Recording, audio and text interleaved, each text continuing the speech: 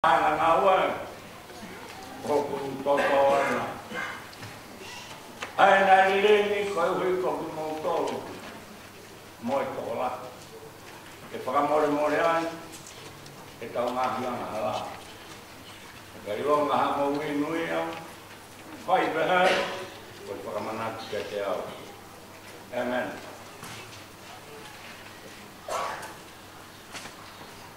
Pama ku fai no pampake o ia ia ka kahai e sino kamaki te koe wai ne ku fai no liringe o ia ia te tau tahai i hono tataa te tau o wini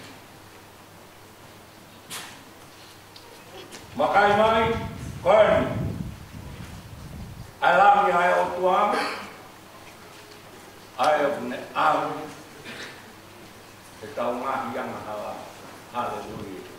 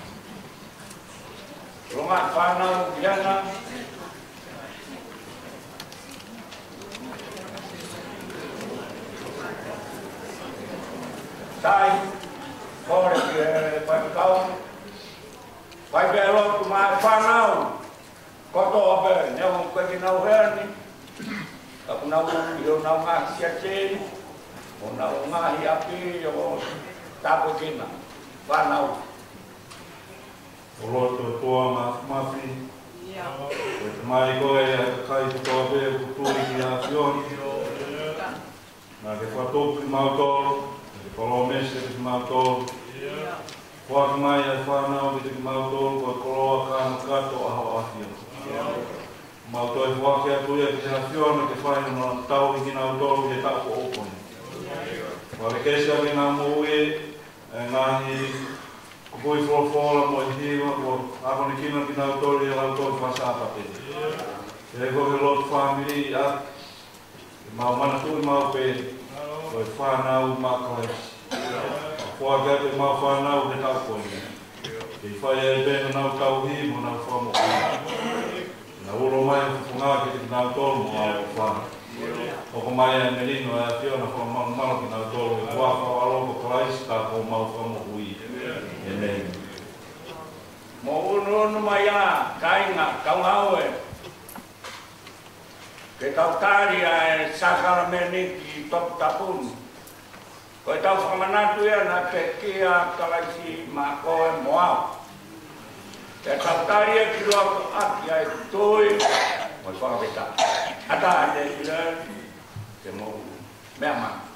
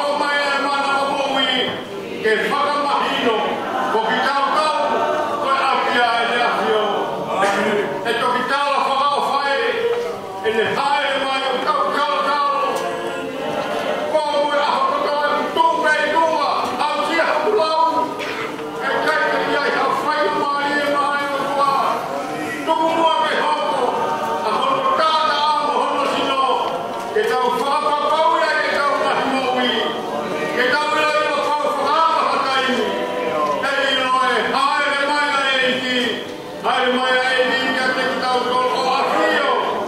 Ai mai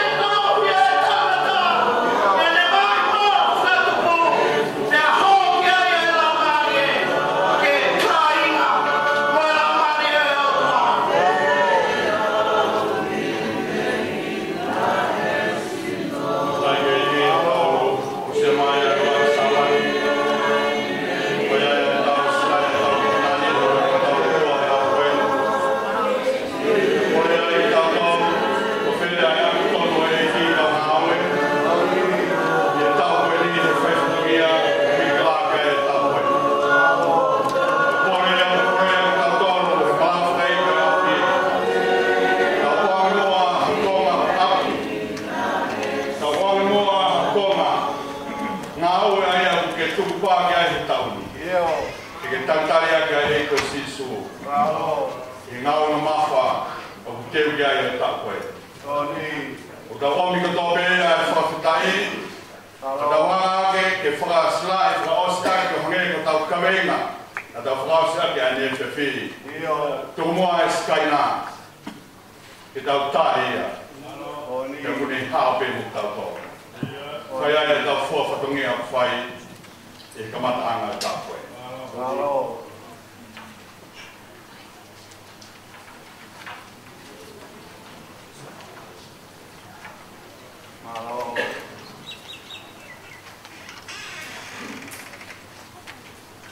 Ke tau lotu. E watua mati. O mau whakamaro atu. Aki ai koto o mauloto. Koe uhi o ko o mesi mo ko o keresi. Koa ki ka teki mautolu haamana o kumokui. Tokoni ki mautolu i he ngāoe o kumau whakahoko mai ahi o nā i māmani. Pake mautu maari ai whoki i he taimi e peru ki ai ai tui kotoa pē. Mo taloloto ai elero kotoa pē. Koe ahi o nā pē ai eiki. Amen.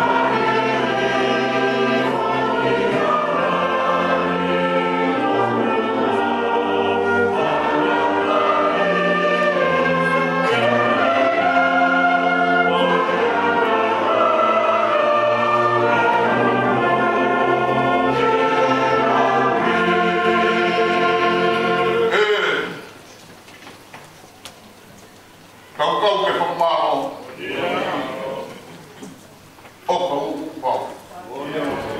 Legi ta ngata. E tau manu e ne lau. Marega mamahia. Whainga ta. Mahenia. Koe katoa me. E kakoni. I hakovi. Whaahi mai. Tai o.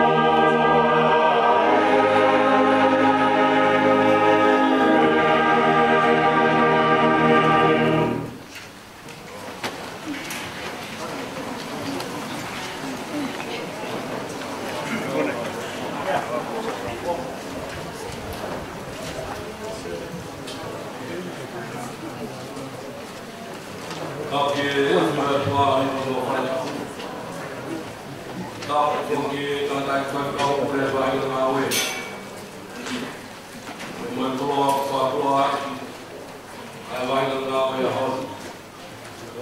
que o mamá foi para foi a o que o mamá foi que foi no marinho que foi até a mamá o que a roupa aí tá mais para o novo quase assim o tela que eu tô a comer vai rolo foi no tal do na lei a rolo da monopolar a fumar tô aí vai ficar por isso ao mais cal vai ficar que vai legal com lá no mancau trono os maus saiu depois a mão lá já tá daí vai ficar por e agora ele o fato que mal tô me arrumando mal ficar eu vi que a forma eu tô aí com ele o ele calma e lá vai no do e falou do lá já que mal tô me falou lá tá pouco e tá bom para já o que é pelo mais de forma lá que foi e colou ele o fato lá que mal tô que a mim eu estava no ano que eu vim hoje falou que eu não estava com ele então eu vou que faz no dia foi aqui na cresce bom morrer dele eu vim hoje eu estou aqui no tal sítio eu estava vai no lá lá no tal para cá como lá em Ciência foi o que eu falei que a mulher que foi para mais o lá e no família eu vi que tal comando tal lá e tal o tal galera o mal que eu vou ficar no tope a mal mais lá o mal que eu sei que tá calma muito calma calma vai lá o calma já onde o mal é porque calma viva calma com viva calma feliz na viva ali no mal é onde ele não vai lá e na que é onde talvez me camata o ao aí ele fala o mal e tá por tope o formal lá já tem motor na calma e falar na tua já lei como minha mãe o facolor a malaga onde aqui na viva mari o tal fanua não tem que por cacau café o riba mari tá hani ka riba aí tal fanua por lá tá fanua riba mari tá o que é onde mari lá na riba cacau tá de que cacau riba ali não tem que falar vou formar o outro vai formar o outro vai wala tu ya para na besi tenga negosiasi emosio que proclama na tunga iba o que é o ngai proclama iba fata tau na imala kata tau hanga dai fama ora ya tu e tau ba au no fai le de tau ba fama fana na on o rico na iba mali fama lo tau fai iba malo fai to to ake fatonia ilo ma pe a hon na te le na tau ba o rico mo kala mo ngai fatonia da ko fama lo mo to na tau ba e riva le ko ya ni fama lo fo ki fai kau ma se pat ai no lo ke apin o fai no ma ni de na win la mai vai na o fo ka to e fatonia fama lo vai ke mo to kai ka le da mo no te le ya ni how I get by the law of Cato.